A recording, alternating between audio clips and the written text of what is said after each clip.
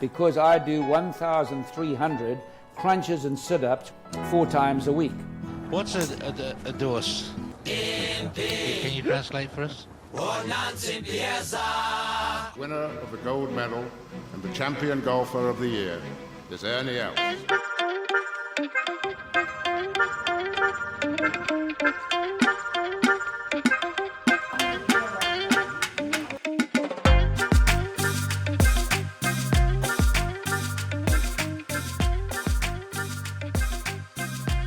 Welcome back to the Go Track, the podcast about golf and golf adjacent stuff, mostly from Africa. TBag here, joined by my guy, JDV. Hello, how are you? How's it, Terence? Yeah, feeling a lot better than the last time or the way we ended off the other 9. Things were falling apart quickly there when I re-listened to that. Guys, this is what is now dubbed a Monster Hits 2025 version. This is the back 9. So if you have skipped our first episode, the front 9, I would highly recommend you go and listen to that. We recorded that one just after Christmas, JDV. Yeah, listen, from my perspective, it was very entertaining on being on the other side of the microphone from you. I think you were 2.5 to 3 bottles of wine deep. And I think I was 3 bottles of wine deep when we started that podcast, and about 4 bottles of wine after the front 9. Yeah, it was heading very quickly to Amdoni territory. No. It wasn't listen. heading there. We were at Amdoni. Yeah, we arrived. I loved how you declared at the start of that episode, I've got my last bottle here. Like it sounded like a proper alcoholic. Yeah, this not is even a it. glass. This is my last bottle just to put away. No, it was good. And sort of your state aside, any regrets about any of the holes you chose on the front 9? Do you remember all the holes that you chose on the front 9? Look, I wrote all the holes down. So it was the delivery which was the issue. I regret my explanation of the 9th at Centurion. Having listened back to it, I literally sound like that guy that you walk into at a bar that's been there from like 9 o'clock in the morning, and you get there at like 7:30 in the evening, and you want to have like a dinner with your family, and he like walks up, he's like, let me just tell you about this one thing, and then like you're like, what the hell is this oak talking about? I think I rambled for like 2 minutes straight for that at the end of that, and at the end I like stopped and I was like, all right, so what do you think, T? And you're like, I have absolutely no clue what you've just told me. So I would like a little review of the 9th. I think I had to interrupt you because you were rambling on about, am I thinking of the right hole? And then you spoke about like 4 other holes and flipping the 9s. And you know what? I said this to you. So we played golf today, and I said this to you on the golf course. I said, JDV, that was like the worst description of like what looks like a really good golf hole, because I went and looked at this hole on Google Earth and it looks sick. But you really undersold it, like massively. In fact, you didn't sell it at all. I mean, you rambled on about it. It was good value. Can I have another crack at that when we start? So I'll give the abridged version, but I do think I need another crack at explaining the 9th at Centurion. But maybe, T, if I can just quickly remind everyone, because I mean I saw the Instagram post that you put up. It looked like these were our 9 favorite holes of the year, and that's not the case. It was picking. There was some pretty strict criteria in terms of how we picked it, and that we had to make sure that it was the number of the hole, like the hole number. So if you're picking a number 1, it's not, you're picking 9 of whatever holes you want. You have to pick a first hole that you've played. It can't be more than 2 from the same course, and it can't be one of the holes that we picked last year. So, and also we were trying to give preference to as many courses as we had played throughout 2025. So that was maybe just to preface it before everyone gets it in their head that, we picked Cathedral Peak as like one of our best holes of the year, although it was pretty sick. Yeah. So for those who haven't listened to that episode, or maybe last year's episode, essentially what we do is we try and pick what we call like our compilation 18. And this year we alternating between odd and even holes. JDV has the odd holes. This year I have the even holes. And the rules are you cannot pick a hole that we picked last year, and you can only pick no more than 2 holes from a single golf course. Essentially, that's it. We do try and build the course so that it is, sort of like a par 72, 73. I don't know if it ever really works out that way. Although I did look at that front 9 JDV when I put that out. I mean, it wasn't bad. We had 2 par 5s, and 2 par 3s. It was very regulation, nice. par 36 there. So it'd be interesting to see how it turns out on the back nine. I'd also like to know the distance of that course if we were really diving into the numbers, because I feel like we were either picking beast par fours or like drivable par fours. So I suppose they would even out, but yeah, you'll see my coming picks here. There's a lot of drivable par fours on its way. I did put the distance of the holes on that Instagram post, but I'm not going to go back and add all those numbers up, JDV. You're welcome to do that. I'm sure AI can do it. Okay. So essentially, guys, tonight we are doing the back nine, but JDV has asked for another stab at the 9th hole. Anything I do now is going to be better than what I did previously. So I disagree, but anyway, let me try this again. So, and the 9th hole at Centurion, putting aside whether it should be flipped or not, and should be playing as the 18th or whatever the case might be, the 9th hole you play from across the dam. So you tee off. And when you tee off, you've got a choice of whether to lay up left, where it goes around the dam on the left-hand side of the tee box, or you can pretty much go for the green if you go straight. So there's almost two options with water in between. If you take the left option, it's about 150-meter shot. There's a bunker if you go a bit far, but it's a very benign, wide fairway sort of a shot. If you try and go for the green, it's 250 meters to the green, so it's very drivable even for a short hitter. I think the actual carryover there is probably no more than 200 meters to get over onto the sort of fairway-ish portion before the green. There's a big bunker running down the right-hand side of that entire island in the middle where the green complex is situated. And yeah, it's basically you stand on the tee box, and even a short hitter like me has the option of going for it. And I mean, even a driver for me is too much probably on that hole. Or you can hit a 6-iron, possibly even a 7-iron left into the layup if you want to take that layup bunker out of play. And it's a pretty easy sort of 100-meter, 80-meter chip or pitch back onto the green on the other side. And the big thing I think I was trying to say is that what I loved about it, and what I would love about it as the 18th, is it would, especially for like a match play situation, it would make it very easy. But even like for a tournament, I think the pros would find it pretty easy to just, go for the green from the tee box with probably no more than an iron or some sort of a hybrid. But for us, you sit there and it's a proper decision. I mean, I ended up chasing a game. I was losing to Ford and decided that he sort of laid up. I decided to go for it with the driver. I pushed it a bit. I ran through the bunker and into the water. But you've got that option, and it's a genuine option on the tee box. So yeah, I really, really enjoyed the 9th hole just from the options it presents. The average golfer off the tee box, which a lot of these championship courses present that option, but it's actually not available for the average golfer. It's like, oh well, there's absolutely no way I can go for it. There's just too much danger involved.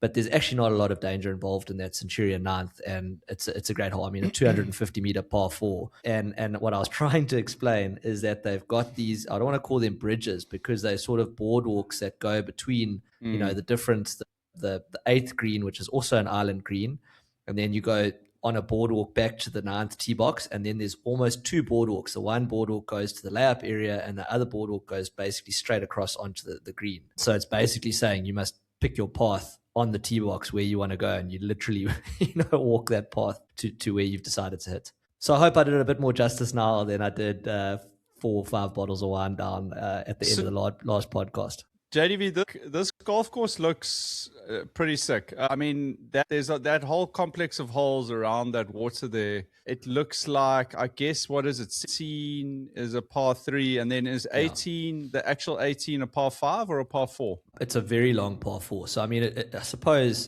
that's the test for the better golfers. I mean, like I said, the better golfers on 9, it's a pretty stock standard shot, I think, onto the green, or, very, I would say, almost regulation par if you want to lay it up. But certainly I think 18 is the more challenging hole with your tee shot, where it reminds me a bit of TPC Sawgrass, which is the 18th hole that you play around the dam. Yes. And you basically got to bite a lot of that off the tee box with your drive.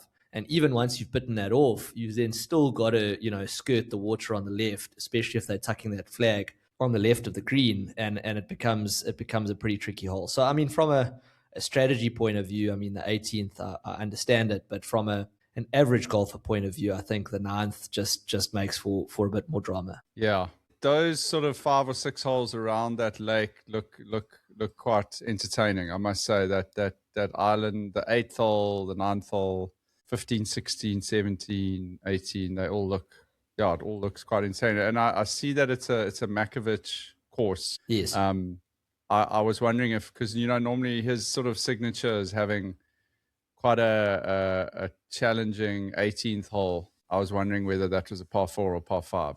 He often has a par 5, closing par 5 as his sort of 18th. That's almost as one of his signature moves. But it looks like a good challenging par 4. Yeah, I mean it's a 4 from the white.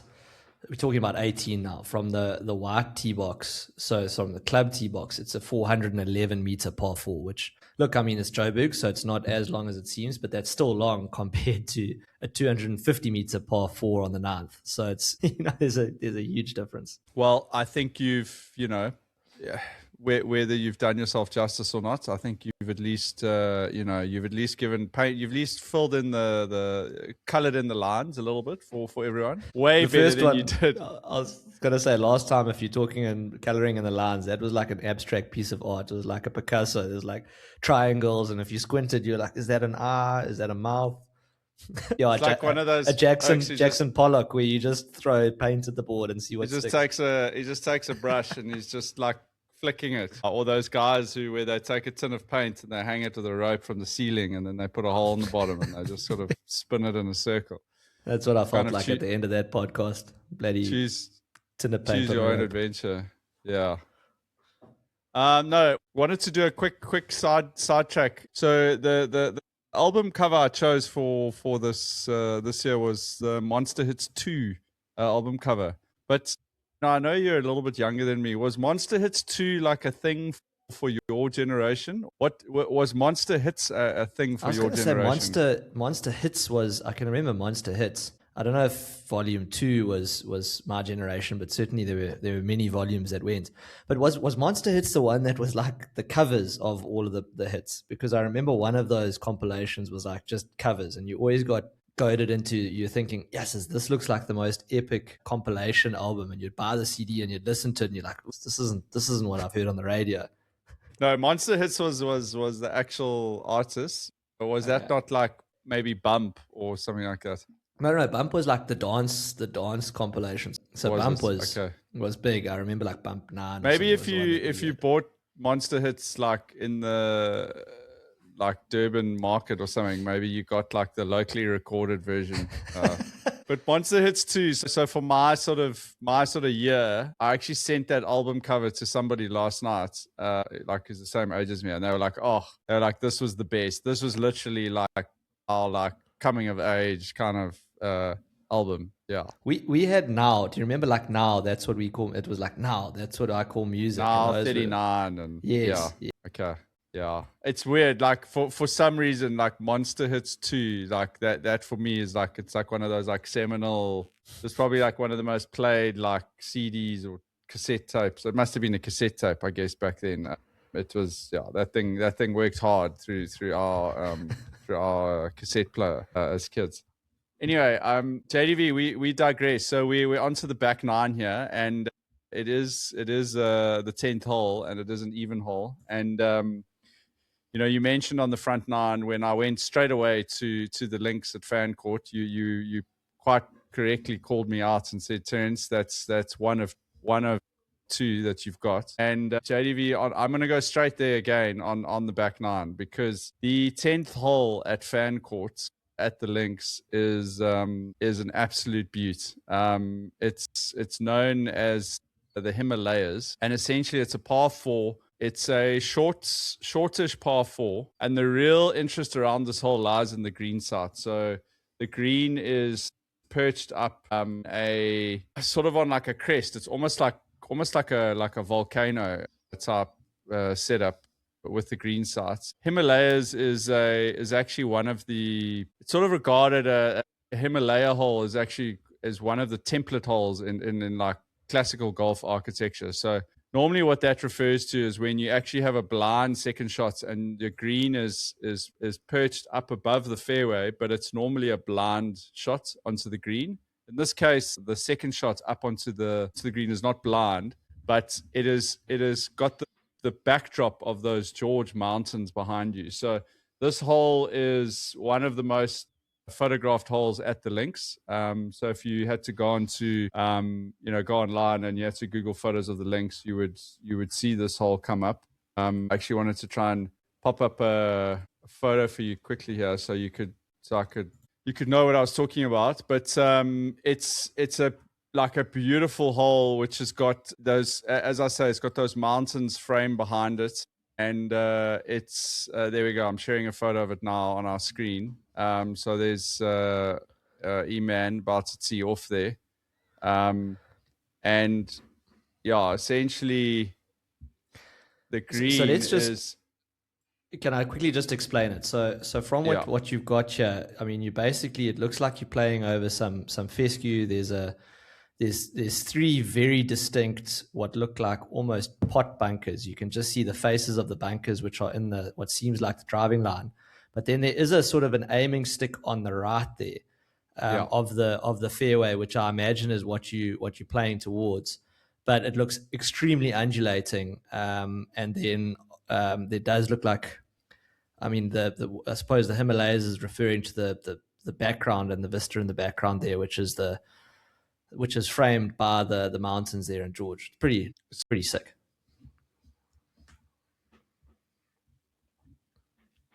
Sorry, the actual Himalayas is actually... Is the template part, okay. The green side. So okay. If you see in this photo here, and so basically it's one of those classic holes at the links, and the links is... We haven't really done our catch-up pod on the links, JDV, but massive feature of the links is that every single tee shot looks incredibly difficult, and it visually is very intimidating. And there's a lot more space on these fairways than it appears from the tee shot. So that photo that I showed you just now, where you saw that big bunker that was in the sight line, it's actually not that difficult to carry that bunker with your tee shot. And you can see in this particular photo, there's quite a lot of fairway that you can land on here. I was actually a bit further up. This is G who was hitting his approach here. We were a bit further up on the right. And the Himalaya part is the fact that this green is significantly raised up. So this...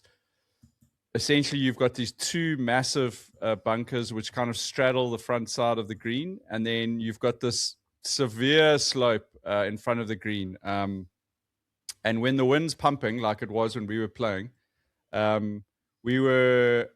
think I had 90 meters into the green, JDV, so it's not a long hole from the white tees.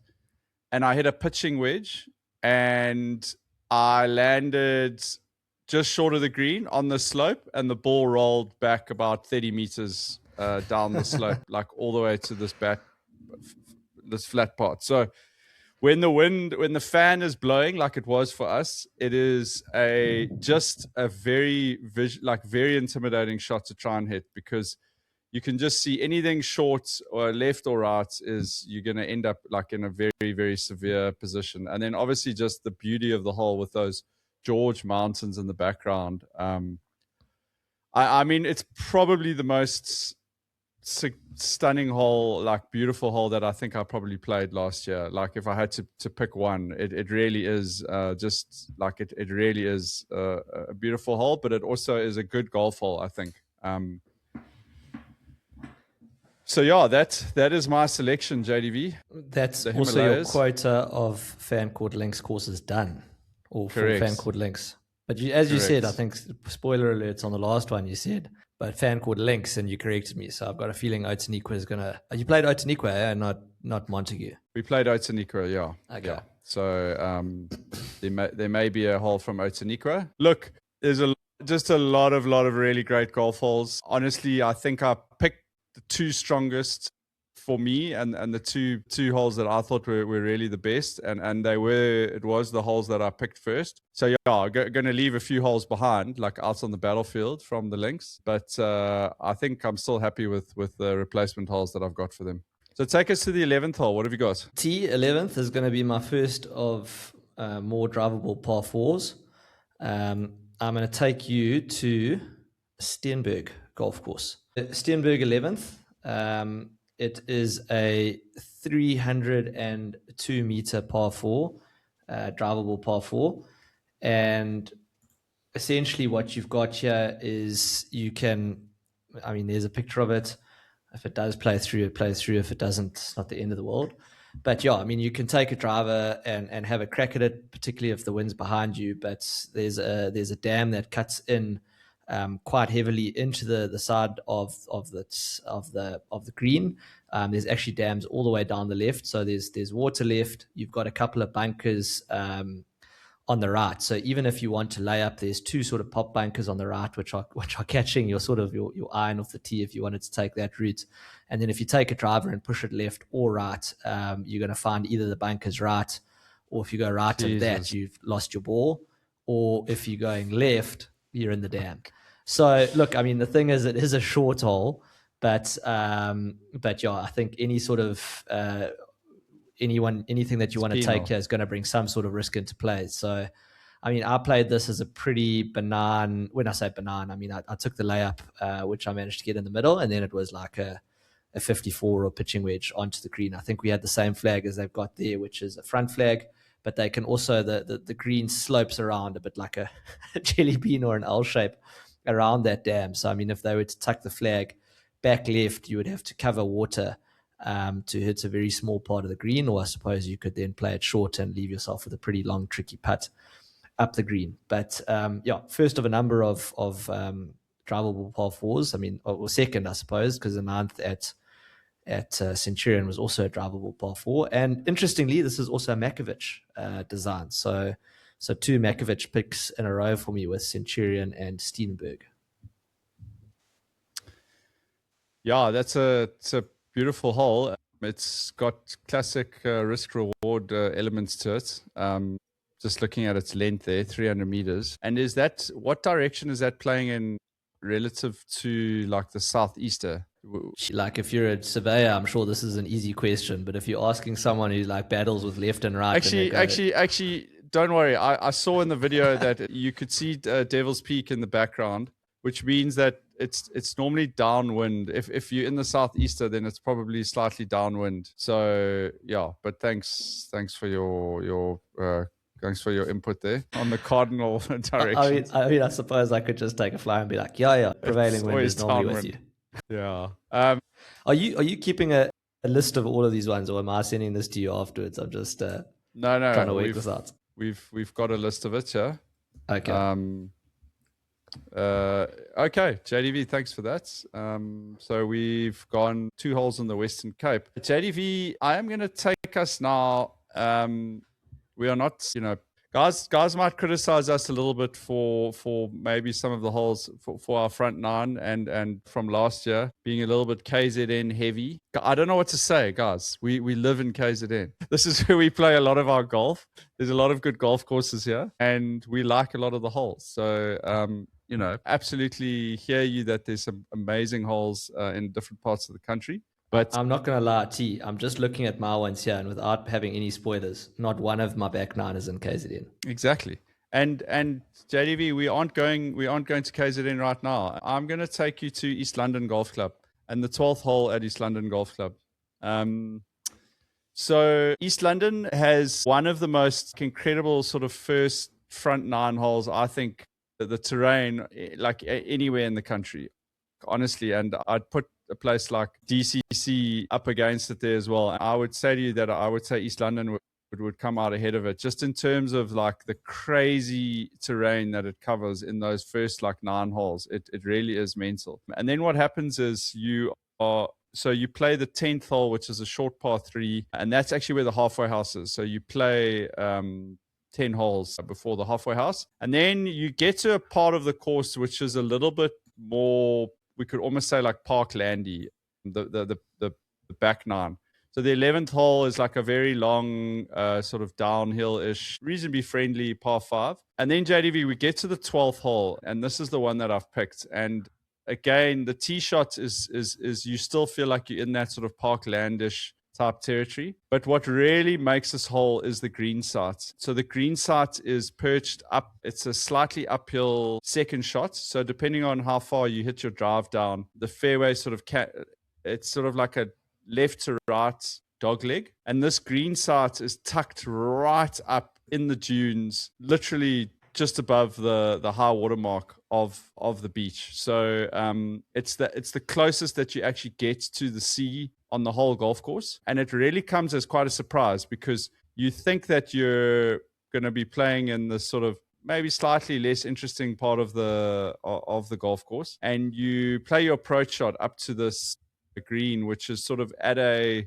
diagonal to the fairway. And it's got a bunker, like a small bunker, sort of short right of the green, and then there's a bunker at the back with like quite a big tree, which sort of frames the hole a little bit when you're hitting your approach. And then you, like, as you walk up onto that green, you just hear like the sound of the waves and stuff coming through up there, and you can literally go like sort of peek over the back of standing on the green, and you can, like, the sea is literally right there. It's an incredibly stunning hole. I mean, in terms of the tee box and the proximity to the beach, I mean, I've always said South Broom is one of the closest, and sort of you're going to get to the ocean or the beach when you're playing along the coast. I mean, is it the same sort of thing?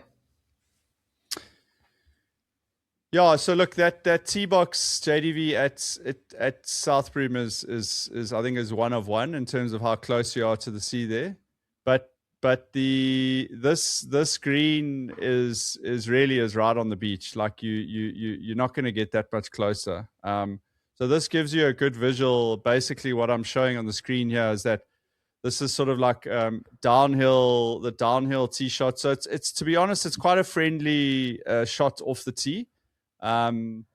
You've got quite a bit of space, but the trick on this hole is to stay as far right as possible on the fairway. And then that gives you kind of the best angle into the green. So the green is sort of slanted, so it like angles towards. Is it this severe? I mean, or is this just what Google Maps is making it look like? I mean, sorry, just to explain what it looks like. You remember the PlayStation game, that SSX Tricky with like the snowboarders, like it looks like the Oaks are snowboarding. No, it's not that severe. There we go. I've just changed the setting there a little bit, so that okay. That's probably a better. It's probably a better look at it. It's not like Tony Hawk. I was about to say yes. It looks like you basically just need to get the putt going off the tee box and it'll like find its way onto the green. Yeah. But you can see the sort of the gap. So that what they've done is they've placed this green like in between this gap of these two dunes. Just two dunes. Yeah. Two dunes, yeah. And then as I say, it's got this beautiful tree at the back. So it's you can, if you get lucky, you can get a bounce off off this left hand side here and off the right hand side, but generally the fescue is quite long there. So I remember Smelly, who I was playing with, I think he hit up into the right here, and we actually did find his ball like on the side slope, but it was a nasty lie. But if you stray a little bit closer to the green, then you can actually get quite a nice friendly bounce, which sort of feeds the ball back onto the green. So it's just a really, really like high quality hole, mostly framed by the second shot. And you, as I say, you got to set yourself up for that shot by heading down the right hand side of that fairway and then getting kind of the best angle. I remember. What's the length? Of the hole? JDV, it is. Sure. You're quizzing me now. It's like 370. Okay, so it's not one. Yeah. It's not one that's like. Well, I suppose because it's downhill. I mean, is it do you have to take a driver if there's no wind? I mean, you can hit like a 3-wood or something down there, but obviously the closer you are, the easier you make that second shot. So, yeah, super cool hole. And I remember I hit down the left-hand side. I was in the left-hand rough, and it was a terrible, terrible angle. There's like trees overhanging on the left-hand side of the fairway, and I basically had to hit short of the green and then sort of chip back up. Whereas, yeah, down the right, as I say, down the right of the fairway, then you get this nice straight line down between those dunes. So really, really great hole. And it's probably the best hole on the back nine at East London. In fact, outside of another hole, which I am going to nominate later. As I say, the front nine of East London is like full tilt, and the back nine is a bit more mellow. But this hole is a great like little dune hole again, with that advantage of being close to the sea and that. So lovely hole. What do you have for number 13? TBag, number 13, I'm going to start with what I had picked until I managed to play a golf course after our last podcast. So my last course I played in 2025 was De Zalze when I went up there to Stellenbosch. Managed to overcome a stomach bug, and in fact, I think I was still in bed with my stomach bug when I phoned the pro shop to try and get my bookings. I was that confident that I would overcome the stomach bug, or at least repeat what I did when I played at the River Club and sort of walk around vomiting behind trees where I needed to. You can't be at De Zalze and not play it. So the 13th at De Zalze is their signature hole. It's another very short drivable par 4. It plays 260 meters off the club tees. And I think essentially what it is it's got the entire... It's got the dam. So it's got a dam at De Zalze. And essentially the tee boxes are built into the dam at De Zalze. So when you're playing... you're playing off tee boxes that have been created in the dam, and you've got the option of, again, sort of going over the dam and laying up with, nothing more than a sort of a 6-iron, or you can go for the green. I did take a video of myself trying to play it. There was a wind behind us. I was hitting the ball reasonably well, so I thought, got to take it on, and managed to promptly schlaff it into the dam, then tried to sort of get into the dam to play a shot. Anyway, didn't go very well. It's a stroke 18. Around the green complex, it sits sort of jutting out into the dam, and it's also got a bunker on the right of that, just in front of the green. If you sort of stray a little bit right with your driver, but look, it's not a particularly difficult hole. I think if you want to sort of play it very simply, and as I said, just take a 6-iron pitching wedge onto the green. It's not the toughest hole in the world. But it is so tempting to take a driver when you're sitting on the tee box with the wind behind you, because you can sort of bail out right. But you know what happens when you're sort of aiming and saying, well, I'm going to make sure that I fade this, and you do the double cross and sort of pull it into the water. I've done that, I think, a number of times in this hole. But absolutely beautiful hole, signature at De Zalze. 13th for me there is takes it over. Did I mention, sorry, what my 13th was going to be? It was going to be Amdoni. So we did discuss 13 at Amdoni. It's our par 5. We did give it a shout out on our top 5 par 5s in KZN podcast. So the 13th at Amdoni would have been a good choice. But I think to just get a couple more par 4s in, and I think the 13th at De Zalze. T, I don't know what you think. 13th, if you have a look here, I mean, at the vista that you've got. It is the signature hole, right? Yes, that's right. Yeah. Yeah, so I when you sent through this video, so I've never played De Zalze. When you sent this video, I recognized this hole immediately. I've seen, like, it's the one hole where you see I've seen a lot of guys, like, take videos on this hole. Yes. And it's stunning, eh? Yeah, beautiful. And I love I have seen a few guys drive the green, I guess, with, like, how far is it? Like a 3-wood or? Yeah, I mean, it's driver? a 260 meter off the white tee. So I mean, I would hit a driver, but a lot of people would be hitting I suppose a 3-wood or an iron, even of some of the bigger hitters. Yeah. And where you'd be reloading, I guess, if you just plonked into that dam? Or is there a drop zone? I'm not sure if there is a drop zone. I didn't see it. I just got into the dam and tried to play my ball from there. Which might not have been the best idea. Well, you got it out eventually. Eventually. Thanks, JDV. That's a great nomination. I think that's a very strong hole. And yeah, I mean, obviously, thanks for getting yourself through that food poisoning. And that's, we thought of you during those times. And Thank you for your sacrifice. Yeah. Thanks for your commitment to the game. It would have been awkward if that vomiting came after playing that hole, because then there might have been question marks around sort of, like bacteria in the water and stuff, considering how deep you climbed into that. Well, it also would have been a good excuse to say, well, that's why I played it so badly, was that I was feeling sick, but I had no excuses. Yeah, also we know it's the Western Cape. They don't have any bacteria in their dams. Yeah, they're not dealing with E. coli there. Okay, JDV, we are not coming back to KZN. I'm staying in the Eastern Cape, JDV, and I was delighted to be able to find a hole from this golf course to be able to nominate. And this is, of course, the Belmont in there by the Albany, in the Albany district.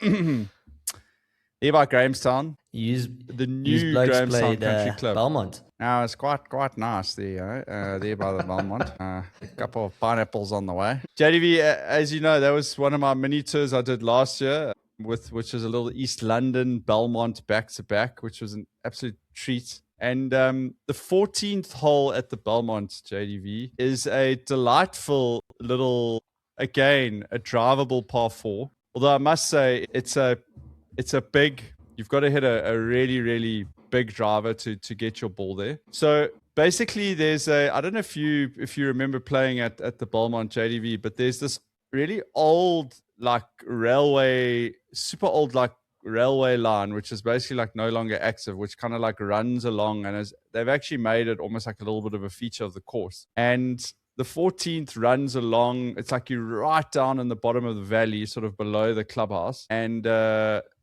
you have bush all the way down the left-hand side. I'm going to bring it up here so you know what I'm talking about. You tee off right up against that old railway line, and you have basically the bush all the way down the left-hand side. And then what is a fairly easy carry over quite a large, in fact, is the largest sort of ravine river at the Belmont. That carry, JDV, is 190 meters to get over short. There.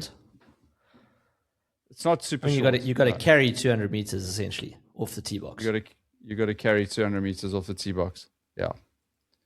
And then so there is fairway before. There is a significant amount of fairway before that carry. So you're quite entitled to hit a 160, 170 meter shot, and then obviously just play it as a two-shotter.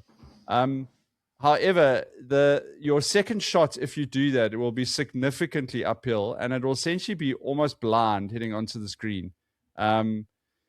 If you decide to try and drive, up towards the green, there's a large sort of kidney-shaped bunker up on the hill on the right-hand side, and basically what's happening here is that this whole green site is sloping quite severely from right to left down towards the river. And they've basically cut this green into this sort of slope. So what happens is when you hit driver up, you always want to aim sort of out on the right-hand side of the fairway. And, when your ball bounces, it invariably bounces 15, 20 meters to the left as it hits that slope. And so the goal here is to try and cover this bunker on the right-hand side. If you can cover that bunker, your ball's going to kick to the left and everything's going to feed down onto this green. The green itself, JDV, is one of the most, it's not the most severe green at the Belmont, because they've got some quite severe greens there. But the Oaks didn't fuck around there with the bulldozer, bro. But I mean, the one feature of the Belmont is undoubtedly how interesting the greens are, because there are some unbelievable contours on some of these greens, and this green is no different. So you have this small section on the top right here, JDV, which is sort of like a terrace, and then there's about halfway across the green on the left, there's a massive slope which drops down. And obviously you've got a whole bunch of different pin placements there. So it's provocative. I think it's probably one of the more provocative holes that I have on this. It's a super cool hole, very interesting. I haven't cracked the code yet.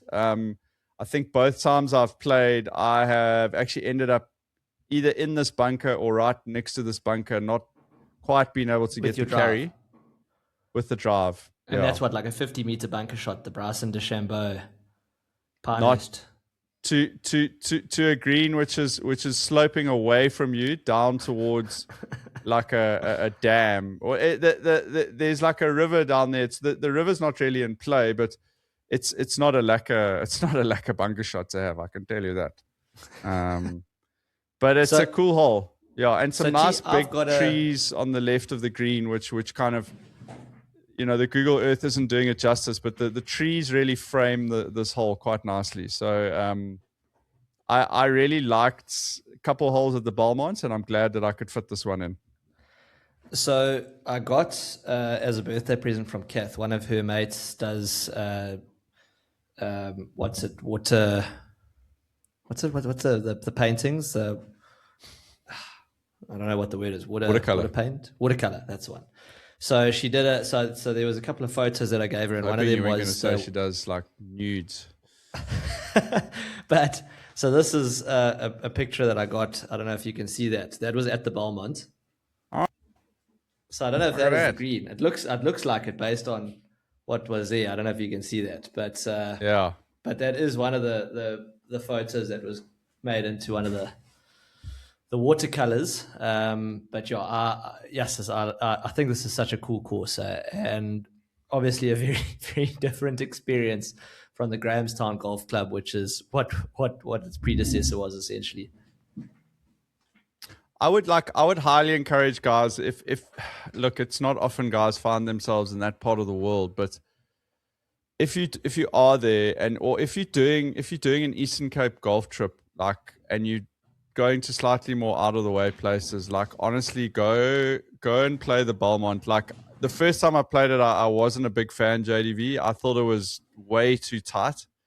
They have actually done quite a bit of like bush removal and that to try and make some of the corridors a little bit bigger. But it's a provocative place to play golf. There's some, as I say, there's some wild green sites, and honestly, some of the holes like across the valley. So like basically the course is divided in two by like the gravel district road. Some of the holes where you on the front nine, where you cross the valley, which is most of the holes on the front nine. So like this sort of section here, where it gets a little bit flatter. Yeah. Some of these holes are outstanding. Like they really are good golf holes. I just remember it being super tight, and as you say, I also remember the greens being very, very undulating. But as I said, I think the last time we discussed it, the clubhouse is also one of a kind, filled with Grahamstown and Albany locals who are salt of the earth, and you're just going to be bloody killing yourself laughing the whole time with some of the stories and the way that the Oaks talk. And yeah, no, it's definitely worth a visit. JDV, just had to mention as well, like an honorable mention. I probably, if I hadn't played East London, the 12th hole at the Belmont is an absolute cracker as well. It's this sort of like snaky. It's like a dog leg right, but then the green kind of dog legs left at the end. You've got to place your tee shot like in the perfect spot, and then it's like a super demanding second shot, also carrying like water and overhanging trees. It's also with a ridiculously undulating green. It's also like a cracking hole as well. So there's some really, really good holes there. There's a couple of Mickey Mouse holes on the golf course, but honestly, like 80% of the holes are like really, really decent, really good. And the conditioning has improved a lot there. What have we got for number 15? Number 15, T. I'm going to keep it in the Western Cape. And Yes, spot. Yes, but I'm definitely can see I'm gonna have to change my accent. We haven't left not, the Cape. We haven't left the Cape yet on this whole back nine, eh? For me. I know you've gone Eastern Cape, I think, for all of your. No, I your mean, ones. Oh, so yeah, sorry. Eastern Cape. You know what So I mean? I think I need to stop saying fish and start saying fish, because that's all the Cape Town courses. So I've picked the 15th at Clovelly Golf Club. It is a 461 meter par 5. It plays pretty straight until you get to the green, and I think when I say pretty straight, there's a couple of dams down the right hand side with some with bush down the left. Because it's a short par 5, you can go for the green. I'm just gonna, because it's a short par 5, you can go for the green, but again, it's difficult to go for the green because of just how the green is basically almost an island green. I would say 3/4 of the green complex is in the dam. So you've got the entrance to the green is sort of leading up, and then 3/4 of it surrounding the green is all in the dam, and there's dams down the right off your tee shot. So if you are going to take on the risk with the driver, your risk is not over if you then want to go for the green in 2, because you've basically got to hit the green in 2. You can't sort of bail left or right when you're trying to hit the green in 2. So you're hitting a layup. I'd say like a 200 meter, sort of 250 meter layup. And then you've sort of got, when I say layup, I mean driver for me with that distance. But for the rest of us mortals, we're playing it as a 3-shotter. It's a relatively straightforward tee shot. You can hit another sort of a longish iron, 7-iron, and then you're still sitting with a pitching wedge. But that green complex with the water all around it doesn't get any easier, because you have to be pinpoint and hit. It's a pretty big green to hit, but anything left or right in the water. It's not like you're hitting in a bunker and you're trying to splash out and make an up and out. You are splashing in the water and taking a penalty. So yeah, 15 at Clovelly, that's my pick. Do you think that having such like penal kind of surrounds of that green, do you think it like detracts a little bit from like enticing guys to go for it in 2? I'd say it depends on where the flag is, T. I mean, if you've got a front flag, it's not the end of the world, because you can leave it short, left or right, and you're still fine. I mean, if you've got a back flag, then it gets a bit. You start to nip a bit. I don't know. It's short enough that even if you're going for it, so I mean, if you're looking at a big hitter, the guys will be going for it in 2 with an iron. So it's not a situation of, if you are going to be able to go for a par 5 and 2 with an iron, then there has to be a serious penalty for taking it on.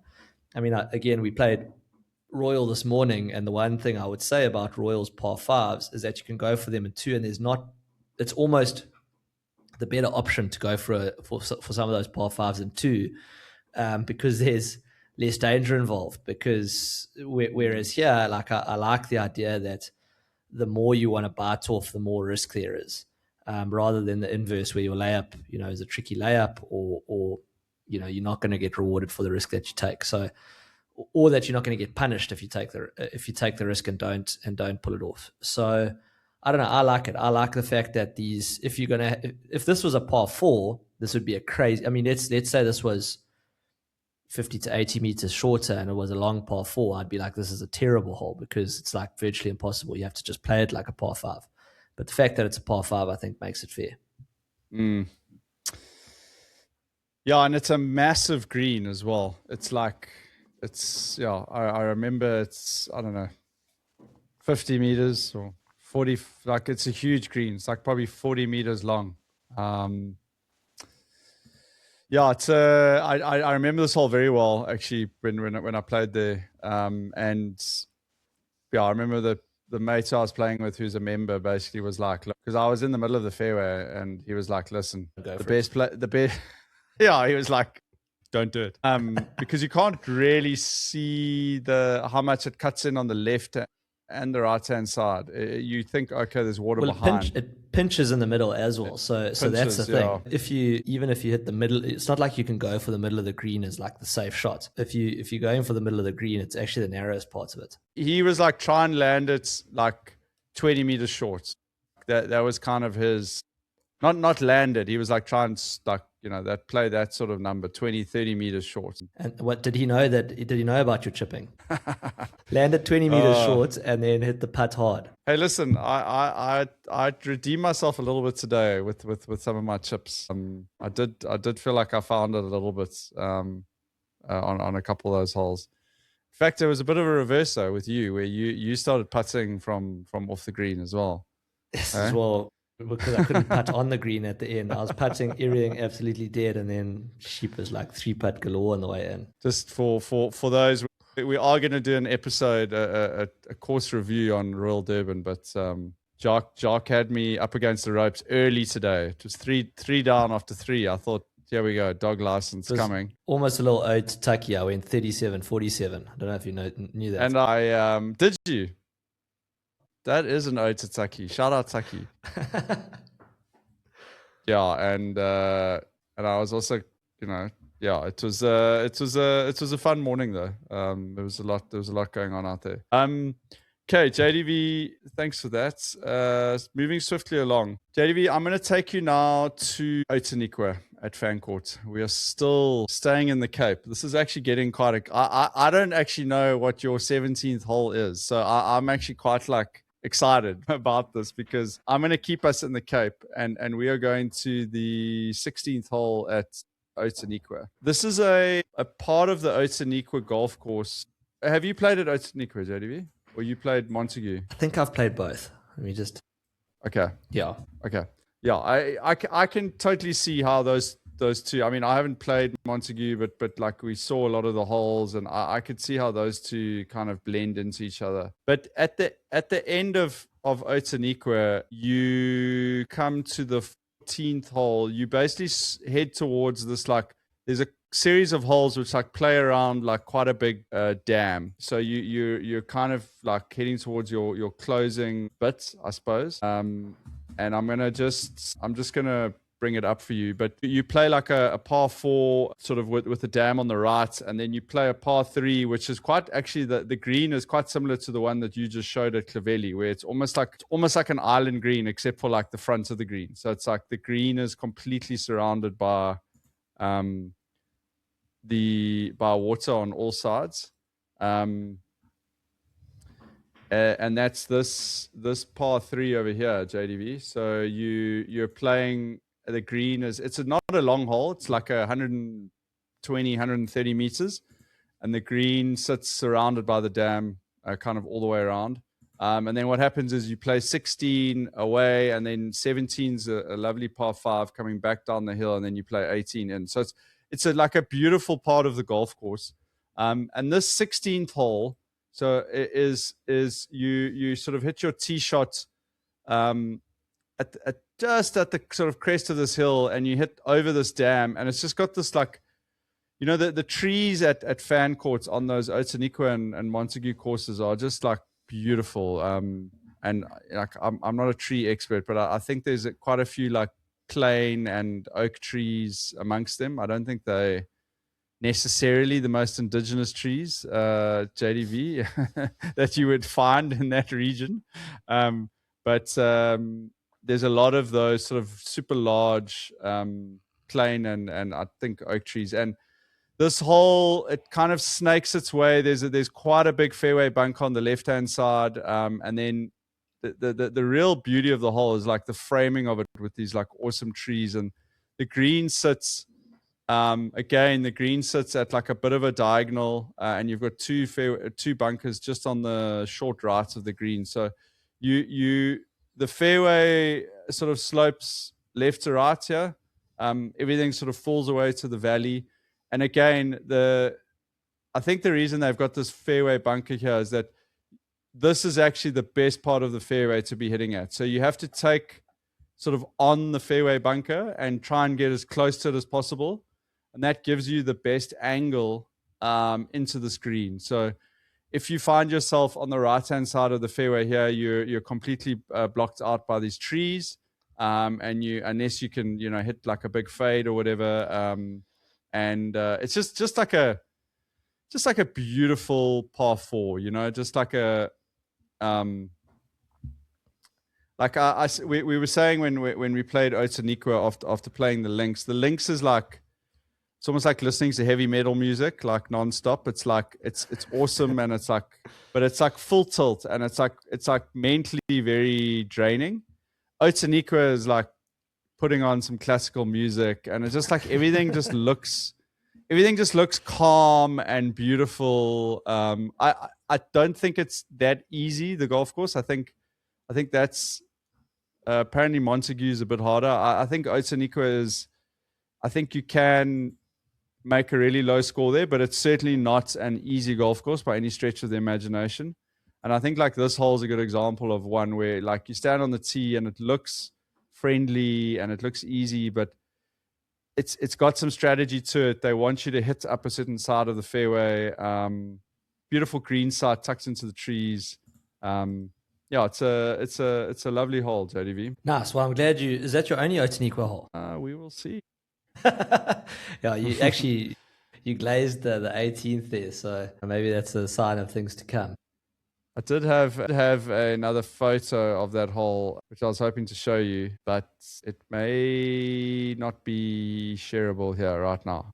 That's okay. Yeah, by the way, when I played that hole, and this is another thing of like, maybe you guys pick holes because you like birdied them or whatever. I fucking hit my ball so far right. Like I hit it. I'm talking about the hole like I played it down the middle, and I appreciated every like blade of grass on the fairway. I literally hit it. Like I hit it right of the 14th fairway. Like that's how far right like my drive went. So like by no means did I go down the center of this fairway and play it like the way it should be. Well, that was like me, the 13th at De Zalze, where I was like, beautiful hole, you either drive it onto the green or you lay up with a 6-iron, or I mean you shank a driver into the water and you get into the dam and try and hack it out. Like that's what I did. Yeah. TBag, I'm going to take you to a different place in the country. I'm going to take you to Hermanus in the Western Cape. Yes. We're not leaving the Cape. Eh? We are still in the Western Cape. And my 17th is the 17th par 3 at Arabella.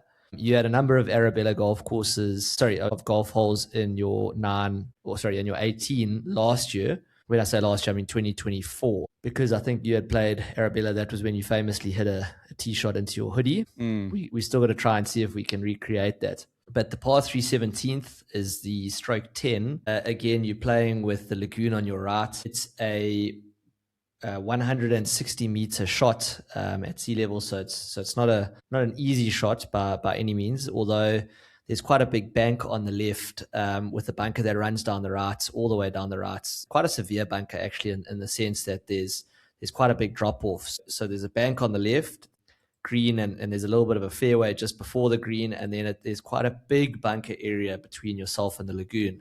160 meters. I will, for anyone who wants to see it, it's a pretty intimidating tee shot. But at the same time, I do really love just the look of this hole. I mean, I think it's beautiful. There's sort of nothing really around there. You can't see the hotel or any sort of houses or anything like that.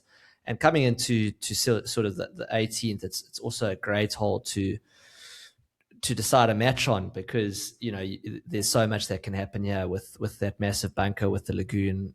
Even going left, if you find yourself on that bank with the tricky tricky sort of lie or a tricky shot coming back there. But I think the Arabella 17th is also another one of their signature holes. I mean, they've got so many signature holes, sort of on that lagoon. But yeah, I think another par 3. I don't think we've got that many par 3s on this. So I'm glad we managed to squeeze a par 3 in there at the end. It's it's an awesome hole, and I think my favorite thing about that hole is like standing on that tee. You're like right next to that lagoon, like that estuary lagoon there, and you just feel like you're like completely away from the rest of the golf course. And if the wind is whipping, which when I played it, the wind was whipping us there. It felt very, very wild. It felt very, very cool. It's a super unique hole. Well, it's a beautiful hole. I really like it. If my prediction's right, you're picking Outeniqua 18, which means basically every single hole we've picked on this back nine is Eastern Cape or Western Cape. Let's see. JDV, your prediction is not right, but we are not leaving the Cape. I'm taking you back to the Eastern Cape, and I'm taking you to East London Golf Club, JDV. I am going to pick two holes from this, and quite a few people might remember the 18th hole at East London Golf Club. So this is a great hole for when the pros played the, I think it was the African Open that they used to play here. And that was a good tournament. I loved watching that tournament. Yeah. This hole is really about how much risk do you want to take off the tee box. So it's a super unique dogleg left par 4. T, just before you carry on, for me, East London Country Club and Durban Country Club are like whiffs of each other. They are I don't know if I'm missing the point here, but I remember being in East London Country Club and being like, this is like the Eastern. Yeah, I mean it's very, I don't want to say similar, but they've got the same spirit. 100%. I think, laid out at a very similar time. The clubhouses have got there's similarities in the clubhouses. There's similarities on the actual ground that they laid out on in terms of the dunescape and that. And in this case, there's similarities in the fact that there's like a bit of a risk reward, a closing 18th hole. So yeah, JDV, what happens is you tee off way back, like kind of in the like way back in the dunes here. I'm gonna just pop this on for you here, but it almost reminds me a bit of like, there's almost some Donny vibes to this hole from like where you're teeing off from. So you're teeing off from like right back in the forest. So you've just played a par 3, and then you walk up through here, and essentially the tee shot is blind. So you're playing over the crest of this hill, and you have to decide how much club you're going to take. There's out of bounds that runs all the way down the left hand side, because you have the like club facilities. So you've got the parking lot, and there's quite a big slope on that left hand side, and there's like a speed shoot here, JDV. So this fairway has, sounds like Mario Kart. There's like a cheat code here where if you get it to land, it's almost like the 10th hole at Augusta National. And I say that like with all, due respect to Augusta National. It's not the 10th hole at Augusta National, but the 10th hole at Augusta National also has this like speed shoot, and it's also like a left to right tee shot. And I mean, I'm not really doing it justice on Google Earth here, but there's a certain point of the fairway where the fairway incline is like particularly steep. And if you get your ball, and I can't tell you exactly what that yardage is, but it's probably around 200 to 220. If you get your ball onto that slope and it hits that down slope, you're going to hit this like speed shoot, and it's going to take you like all the way down to probably having 100 to 120 meters, maybe even less. Maybe you'll even have like 80 meters in. It's going to take you down somewhere here. So you're probably going to have about 100 meters in. On the contrary, if you play a little bit safer off the tee, and I remember myself and Smelly, we had like a real ding-dong battle playing match play here. And I think we were all square going down the 18th. And I sort of flayed my drive out to the right, which is the correct side to miss on. But what happens is I didn't find the speed shoots, JDV. I was stuck on the top of the precipice here, and I had a beast of a 5. I had to hit a 5 iron from like up on the top here, down into this like onto this green side. The green side itself is quite flat, and it's sort of got 3 bunkers on, but it's all about this tee shot on this hole, and like can you sort of worm it between these 2 dunes? There's a dune on the left and on the right, and if you worm it down there, well, then you've got a like pretty simple, like it's a definite birdie opportunity. But like if you get yourself stuck at the top here, you've got a really like challenging approach shot and like kind of par to make. So I think just It for that, looks like another speed shoot there if you pull it left and hit the parking lots and just bounce over everything onto the green. well, it's funny you say that because Smelly actually tried to go down that way, and he ended up stuck. His ball got stuck like on this bank here, like in this sort of fescue, and he was tickets. And yeah, so this is actually a great vantage point. So I was at the top up here, and I had to hit like a 5-iron. Yeah, hit a nice shot in here and managed to sort of 2-putt par to take the W. But it's a really fun. Yeah, it's a sort of hole, JDV, that you only really get with these like in like a dune type environment, where you can have this like speed shoot slots. I will say, JDV, the other hole that was under serious consideration for me was the 18th hole at Wingate Park in Pretoria. Yeah, that's a good one. I'm not a massive fan of Wingate, but that's the one with the dam, right? On the right-hand side of the green. On the right, yeah. And it's like a dogleg left. And I think it's probably like the best hole at that course. And it's beautifully framed. Like you've got to kind of slightly hit like a little draw off the tee, and the same with your second shot. So that was under consideration as well. But I just like, you can't ignore the 18 at East London. It's such a unique shot. Yeah, so there we go. I thought we were only doing 9 holes. I thought we would absolutely race through this. But probably some of the diversions we had around monster hits and like bump might have distracted us a little bit.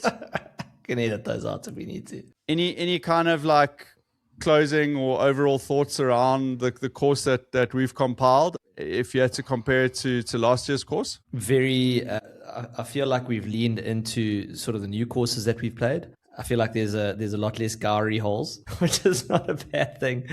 But yeah, I do think it's a reflection of probably, and I think the more we do this, it's going to be more holes that we've sort of played for the first time or played on tours that year, just because they do stick out. And it's quite a nice way to sort of relive some of the holes that you've played in the year. I think we got a good mix. I think it's a good 9, actually. We've got a couple of par 5s. I think it's going to be quite a long 9 with only 1 par 3 there. Overall, I'm happy with that. I'm happy with that 9. So just to run everyone through that 9 holes, we have the 10th hole is that the links at Fancourt, par 4. We have the 11th at Steenberg, par 4.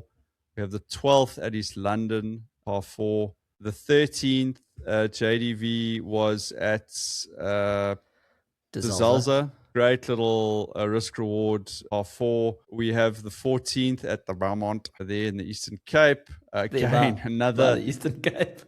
Another provocative par 4. We have the par 5 at Clavelli, the 15th. The 16th is a par 4 at Outeniqua. Then we have the 17th at Arabella, which is our only par 3, and then closing off with the par 4 at East London. JDV, I reckon straight up, this is a much stronger course than the one we put together last year. 100% agree. I think interestingly, between you and I think we dovetailed. I think last year you and I played some great golf courses, but we played quite a few of the same golf courses. I think we dovetailed quite nicely in 2025 with the courses we played. And this is a bit of a banger, hey? And we didn't leave the Cape at all. So, or for the back 9 at least. Or the Eastern. The front 9, we were in Namibia, we were in the Berg. I mean, front 9, we were all over the show. But yeah, back 9, we kept it in the Western Cape and the Eastern Cape. Yeah, so maybe just to cover here, we had Zimbali Lakes, the links and the front 9s, the links at Fancourt, Cathedral Peak, Gowrie Farm, Durban Country Club, Princess Grant, Rosamond, Namibia, DCC, and Centurion. So JDV, by my counts, we have 3 golf courses which we picked 2 holes from, and then everything else is unique. That's good. So nice. I think think we passed. I think it's a really solid effort. I think we can give ourselves a pass. Monster Hits volume 2025 in the bank. That was the back 9. If there's nothing else, JDV, thanks very much. Thoroughly enjoyed that. I look forward to doing it again next year. 100%. Thanks for everything you do for the game. Yeah, but. Yeah, but. Cheers, man. Have a good one.